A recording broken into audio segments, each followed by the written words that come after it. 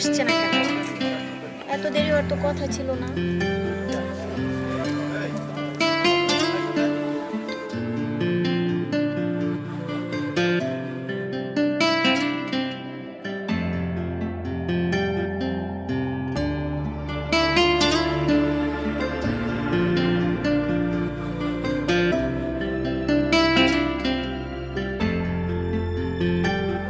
লাবণ্য,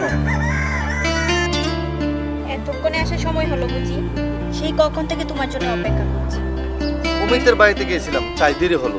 please রাগ করো না। তুমি তো জানো গ্রামের সহজ সরল মানুষদের নিয়ে ভাবতে হয়। চারিদিকে মাদকের ছড়াছড়ি, যুব সমাজ ধ্বংসের মুখে। থাক, আর বলতে হবে না। আমি সবই জানি এবং বুঝি। এই গ্রামটা শুধু তোমার একার না, আমারও। আমাদের স্বপ্নটা এক বলেই তো একসাথে পথ চলা।